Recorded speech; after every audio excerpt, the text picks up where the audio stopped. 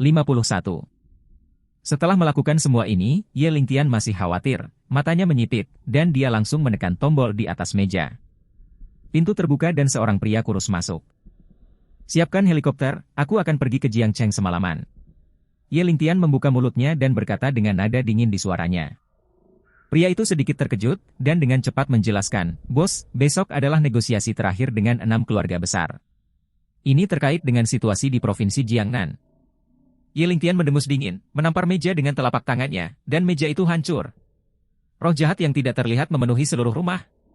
Katakan pada mereka, aku tidak akan pergi. Jika mereka tidak setuju, datanglah ke Qianlong Mansion untuk menemukanku. Ye Lingtian secara langsung. Pria itu tidak pernah menyangka bahwa Raja Nanjiang akan sangat marah. Wajahnya sangat berubah. Ya. Jiangcheng, sebagian besar apartemen. Sunny sudah merasa bahwa orang-orang itu sedang mencari sesuatu di dalam rumah. Dia hanya bisa bersembunyi di bawah tempat tidur, menutup mulutnya rapat-rapat, mencegah dirinya mengeluarkan suara. Segera, dia mendengar langkah kaki muncul di luar pintu kamar, dan jantungnya seperti melayang di udara. Wanita itu seharusnya ada di sini, ketuk pintunya sampai terbuka. Ya. Bang. Suara benturan keras terdengar. Seluruh ruangan tampak bergetar.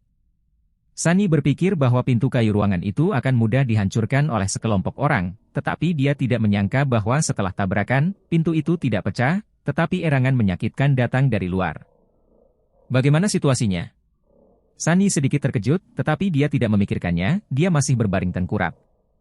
Pada saat ini, di luar pintu ruangan, seorang pria berjas jatuh ke tanah, wajahnya berlumuran darah, dan tubuhnya berkedut. Melihat adegan ini, semua orang di sekitar tercengang. Meskipun orang ini menggunakan banyak kekuatan untuk memukul pintu barusan, seharusnya tidak seperti ini. Apa selanjutnya? Tanya pria lain berjas. Tuan Yao ingin kita menangkap wanita ini hidup-hidup, tapi aku ingin melihat dinding besi macam apa pintu ini. Seorang pria dengan bekas luka di wajahnya berdiri di depan gerbang, wajahnya muram. Detik berikutnya, dia membanting pukulan dan membantingnya ke pintu kamar. Pukulannya benar-benar mengenai ledakan kosong, yang menunjukkan betapa mengerikan kekuatannya. Bang! Pintu bergetar, dan ada seringai di sudut mulut pria yang terluka itu. Menurutnya, apalagi pintu kayu, bahkan pintu besi pun pasti akan meledak. Tapi saat tinjunya menyentuh pintu kayu, kekuatan anti guncangan yang kuat menyerang. Senyumnya tiba-tiba menegang, dan tubuhnya terbalik. Deng-deng-deng. Tubuhnya bahkan mundur beberapa langkah tanpa sadar. Ketika dia berdiri teguh, wajahnya dipenuhi dengan ketakutan yang tak ada habisnya. Bagaimana pintu ini bisa membawa energi? Seolah-olah dia baru saja menabrak dinding kontragetaran. Dia tidak percaya pada kejahatan ini, dan melemparkan pukulan lagi, tetapi hasilnya persis sama. Pintu kayu di depannya tidak rusak sama sekali, tetapi tubuhnya terluka parah. Dia menjadi tenang, menatap pria kurus di sampingnya, dan bertanya, bisakah kamu membuka pintu ini? Karena tidak bisa dihancurkan dengan paksa, itu hanya bisa menggunakan cara lain. Yang terakhir melirik ke lubang kunci pintu dan mengangguk, beri aku 20 detik. Setelah berbicara, dia mengeluarkan kawat tipis dari lengan bajunya, memasukkannya langsung ke gantungan kunci, dan mengutak-atik sesuatu. Tidak lama kemudian, hanya suaranya yang terdengar, dan kunci dibuka. Sunny, yang bersembunyi di bawah tempat tidur, sangat gugup. Hanya ada kalimat terakhir yang Ye Chen jelaskan di benaknya. Jika ada yang mendobrak pintu dalam waktu setengah jam, jangan melawan, menyerah dengan patuh, dan tunggu aku menyelamatkanmu, ingat. Sunny tahu dia tidak bisa melarikan diri, dia menggigit bibirnya, dan selama dia ditemukan, dia akan memilih untuk menyerah. Hidup saja. Dia percaya bahwa Ye Chen akan datang untuk menyelamatkannya. Percaya tanpa ragu. Pria di luar pintu tersenyum dan hendak membuka pintu. Tiba-tiba, ada suara menembus udara di luar jendela, dan detik berikutnya, titik merah muncul di antara alisnya, tubuhnya kaku, dan dia jatuh langsung ke tanah. Teman-teman di sekitarnya melihat apa yang ditebak oleh titik merah di dahi, dan wajah mereka sangat berubah. Tepat ketika mereka akan menarik pistol dari pinggang mereka, sebuah suara dingin terdengar di belakang mereka. Rakyat Raja Nanjiang berani bergerak, mencari kematian. Orang-orang itu mendengar suara itu, dan mata mereka penuh ketakutan. Kapan pria ini muncul di belakang mereka? Tidak ada suara sama sekali. Seperti hantu. Tepat saat aku akan bereaksi, pisau panjang yang tajam meluncur di semua leher. Sebuah pisau ke tenggorokan. 5 orang tewas di tempat. Lukanya sama saja. Niat membunuh yang dingin langsung menutupi penonton. Dan di antara hadirin, hanya pria dengan bekas luka yang masih berdiri. Raja Nanjiang. Pria dengan bekas luka itu menatap pria berbaju hitam yang muncul di depannya, matanya penuh dengan kematian, dan dia dengan lembut menyeka pisaunya yang berdarah dengan tangannya. Adegan ini terlalu suram. Pria kunci berbaju hitam itu bahkan tidak memandangnya, tetapi membuat kakinya gemetar. Hanya karena 3 karakter besar Raja Nanjiang. Ini adalah keberadaan paling menakutkan di Provinsi Jiangnan Tiongkok. Bahkan ada desas-desus bahwa lebih baik menyinggung keluarga teratas di Provinsi Jiangnan daripada menyinggung Raja Bawah Tanah, Raja Nanjiang. Di tanah Jiangnan, siapa yang akan memimpin pasang surut? Hanya Raja Nanjiang. Pria yang terluka itu benar-benar panik. Hantu itu tahu mengapa bawahan Raja Nanjiang datang ke pintu. Setelah beberapa detik, pisau pria berpakaian hitam itu telah dibersihkan. Dia mengangkat kepalanya, menatap pria yang terluka itu, dan berkata dengan ringan, "Kamu melakukannya sendiri, atau aku yang melakukannya?" Pria yang terluka itu sedikit terkejut, dan saat dia hendak berbicara, sebuah bayangan hitam melintas. Retak. Dengan suara, lehernya langsung diputar 360 derajat, dan dipelintir hidup-hidup. Jika bukan karena permintaan Raja Nanjiang, aku benar-benar tidak ingin sampahmu mengotori pisauku. Pria berpakaian hitam itu melirik mayat di tanah dan bergumam. Kemudian, dia menjentikkan jarinya dengan lembut, dan 4 atau 5 orang langsung masuk. Bersihkan tempat ini seperti tidak pernah terjadi. Ya. Tak lama, semua mayat di ruangan itu dibawa pergi, dan bahkan noda darah di lantai menghilang, persis sama seperti sebelumnya. Pria berbaju hitam berjalan ke pintu dan mengetuk pintu dengan lembut. Nona San, kami telah memecahkan masalah. Hari ini kami akan menjaga di luar. Anda dapat beristirahat dengan tenang. Meskipun Sunny mendengar suara-suara di luar, dia tetap tidak bergerak karena dia tidak yakin apakah orang-orang di luar itu baik atau jahat. Saya tidak tahu berapa lama, Sunny melihat bahwa tidak ada gerakan di luar, jadi dia bangkit, meletakkan tangan putihnya dengan ringan di kenop pintu, dan perlahan membuka celah. Dia terkejut menemukan bahwa tidak ada seorang pun di ruang tamu, bahkan tidak ada jejak kaki di tanah. Setelah itu, dia merayap ke pintu lagi, melirik mata kucing, dan menemukan 2 pria lurus berdiri di luar pintu, seperti tentara. Di kejauhan, ada seorang pria berpakaian hitam mengenakan jaket dan merokok. Pria berbaju hitam jelas menyadari sesuatu, memandang Maoyan, dan tersenyum. Nona San, jangan khawatir, kami adalah orang-orang Tuan Ye dan di sini untuk membuat Anda tetap aman. Mendengar Tuan Ye, Sunny menarik napas dalam-dalam. Dia memikirkannya dengan hati-hati, pintu telah dibuka oleh orang-orang itu sejak lama. Jika mereka benar-benar ingin berurusan dengannya, seorang wanita yang tidak berdaya, mereka bisa bergegas masuk sejak lama. Tuan Ye. Siapa Cheng ini? Pada saat ini, hati Sunny dipenuhi dengan keheranan dan keraguan. Bab 52. Jam 1.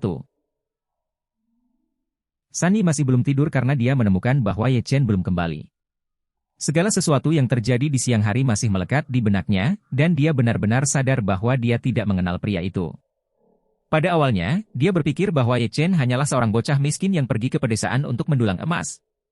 Dia bahkan tidak bisa membayar sewa, dan bahkan berani meminta uang kepada seorang wanita. Tidak hanya itu, dia juga pembohong yang luar biasa. Segala macam perilaku membuat Sunny memandang rendah dirinya, dan bahkan membencinya. Jika bukan karena kemiripan pria ini dengan teman sekelasnya yang sudah meninggal, mungkin dia bahkan tidak akan menerimanya. Kemudian dia menemukan bahwa dia salah. Sangat salah. Ye Chen menumbangkan kognisinya lagi dan lagi. Resep yang ditulis oleh orang ini ditetapkan sebagai resep setinggi langit oleh grup Huamei. Raksasa bisnis Jiang Cheng Shen Haihua harus melihat wajahnya dengan cermat. Qiu Shenyi dari ibu kota dan direktur rumah sakit rakyat kelima semuanya mengangguk dan membungkuk untuk melayaninya. Ditambah orang-orang misterius di luar pintu sekarang. Untuk beberapa alasan, dia merasakan sedikit bahaya dari orang-orang misterius ini, dan bahaya ini datang dari lubuk jiwanya. Adapun orang-orang yang mendobrak pintu, seolah-olah dunia telah menguap, Sunny selalu merasa bahwa orang-orang ini dibunuh oleh orang-orang misterius di luar pintu. Dia merasa seolah-olah dia berhubungan dengan dunia yang belum pernah dia lihat melalui Ye Chen. Saat dia sedang berpikir, dering ponselnya membangunkannya. Dia menekan tombol jawab dengan tiba-tiba, dan suara magnetik datang dari dalam, apakah kamu baik-baik saja? Mendengar suara ini, Sunny menutup mulutnya tanpa sadar, dan matanya tidak bisa berhenti jatuh. Dia tersedak dan berkata, Ye Cheng, aku baik-baik saja, orang-orang itu telah diusir. Kamu? Di mana kamu sekarang? Apakah kamu memiliki sesuatu untuk dilakukan? Suara lega datang dari ujung telepon yang lain, dan butuh waktu lama sebelum dia berkata, saya masih memiliki beberapa hal yang harus dilakukan di luar. Saya akan kembali besok pagi, jangan khawatir, tutup saja. Telepon ditutup. Meskipun Sunny enggan untuk menyerah, dia tahu bahwa ketika seorang pria ingin melakukan sesuatu di luar, sebagai seorang wanita, dia tidak boleh bertanya dan mengganggunya. Dia melihat telepon dengan linglung, dan tiba-tiba, permintaan kalender muncul di telepon keluarga Ye, hari kematian. Ya, besok adalah ulang tahun kematian keluarga Ye. Kurasa hanya aku yang akan pergi ke kuburan tahun ini. Pada saat yang sama, Gunung Tiandang. Gunung Tiandang adalah gunung pemakaman yang relatif terkenal di Jiangcheng. Dikabarkan bahwa gunung ini memiliki feng shui yang sangat baik, dan mengubur leluhur di sini dapat memberkati generasi mendatang. Oleh karena itu, sebagian besar orang Jiangcheng akan menguburkan orang yang meninggal di sini. Pada saat ini di pagi hari, jika Anda melihat dari kejauhan, Anda dapat melihat batu nisan yang lebat, dan angin dingin menderu, yang membuat orang merasa ketakutan. Tiba-tiba, bayangan hitam bergegas menuju Gunung Tiandang, begitu cepat sehingga hampir tidak mungkin untuk dilihat. Setelah beberapa saat, bayangan itu berhenti dan berdiri tak bergerak di depan batu nisan, seperti membatu. Bayangan ini adalah Ye Chen. Setelah bertahun-tahun, Ye Chen datang ke batu nisan ini lagi. Melihat 3 nama seperti pisau di atasnya, dia tidak bisa lagi menahan emosi batinnya, dan matanya merah. Setetes air mata jatuh langsung ke tanah di pipinya. Kelembutan berdarah besi. Tidak peduli berapa banyak orang yang dia bunuh, dia masih seseorang yang merindukan cinta kebapakan dan keibuan. Dalam 5 tahun terakhir, siapa yang mengira bahwa seorang pemuda tanpa kekuatan akan berani membantai binatang buas? Siapa yang bisa membayangkan bagaimana seorang pemuda yang melewatkan kesempatan terbaik untuk berkultivasi akan menjadi Phoenix Nirwana? Lahir baru. Siapa yang tahu rasa sakit dan penderitaan di balik ini? Dia berkultivasi seperti orang gila. Dia membunuh banyak orang. Menciptakan nama yang bagus. Ye Chen tidak percaya surga, dia tidak percaya bumi. Percayalah pada dirimu sendiri. Tetapi pada saat ini, dia bukan apa-apa, dia hanyalah Ye Chen dari keluarga Ye. Ye Chen menyeka air matanya dan melemparkan Yao Jinggu langsung ke tanah. Berlututlah untukku. Yao Jinggu, sebagai master seni bela diri, bagaimana dia bisa menderita penghinaan seperti itu? Dia berdiri tanpa berlutut sama sekali. Ye Chen tidak ragu-ragu, memadatkan 2 ki di tangannya, dan langsung jatuh di antara kaki Yao Jinggu. Plop! Yao Jinggu berlutut tepat di depan batu nisan. Kotou. Suara dingin Ye Chen terdengar lagi. Yao Jinggu sedih, menatap Ye Chen, dan berkata, kamu bunuh aku, Yao Jinggu, tidak akan tunduk pada orang biasa seperti itu. Ye Chen mengulurkan tangannya dan menggenggamnya langsung di lehernya, dan di detik berikutnya, dia tiba-tiba mengerahkan kekuatannya dan langsung menjatuhkan Yao Jinggu ke tanah. Bang! Dalam sekejap, jejak darah keluar dari kepala Yao Jinggu. Ketuk lagi. Ketuk lagi. Untuk 10 dari mereka, Yao Jinggu hampir tidak sadarkan diri, dan kepalanya bahkan lebih penuh darah. Samar-samar, dia mendengar suara Ye Chen. Ibu dan ayah, Chen Er telah datang menemuimu. Sekarang Chen Er telah memulai perjalanan kultivasi dan memiliki kemampuan untuk membalaskan dendammu. Chen Er bersumpah bahwa semua orang yang terlibat di Unu Villa 5 tahun lalu, termasuk pria di ibu kota, Chen Er akan menghancurkan mereka ke neraka dengan tangan mereka sendiri dan datang untuk menebusmu. Ye Chen membanting kepalanya belasan kali. Setelah itu, matanya menyipit, dan niat membunuhnya yang dingin menembak langsung ke Yao Jinggu di sampingnya. Berlutut, dan bersujud di kepala, bagaimana kamu ingin mati? Wajah Yao Jinggu sangat berubah, dia tiba-tiba memikirkan sesuatu, dan berkata dengan ngeri, kamu tidak bisa membunuhku, aku tahu sebuah rahasia tentang orang tuamu. Ye Chen terkejut, lalu meraih Yao Jinggu dan bertanya, rahasia apa? Yao Jinggu memandang Ye Chen dan berkata dengan lembut, sebenarnya, orang tuamu. Sebelum dia selesai berbicara, Yao Jinggu mengeluarkan panah hitam kecil dari mulutnya. Ditembak ke Ye Chen. Ye Chen secara alami merasakan bahaya, mendengus dingin, dan menghindari panah hitam di sisinya. Kau sendiri yang membawanya. Detik berikutnya, Ye Chen melambaikan telapak tangannya, dan aliran energi yang menyebalkan mengembun menjadi angin kencang, menebas ke arah Yao Jinggu seperti pisau tajam. Setelah bilah tajam itu lewat, kepala Yao Jinggu jatuh ke tanah, dan tubuhnya yang tanpa kepala jatuh ke belakang. Aku, Ye Chen, mengorbankan kepalamu untuk orang tuaku yang sudah meninggal hari ini. Setelah itu, Ye Chen langsung menghancurkan tubuh Yao Jinggu. Adapun kepalanya, dia menemukan tas hitam dan meletakkannya di depan batu nisan. Setelah melakukan semua ini, dia pergi ke supermarket 24 jam menuruni gunung untuk membeli beberapa botol minuman keras, dan sekali lagi datang ke batu nisan orang tuanya, bersandar dan minum sendirian.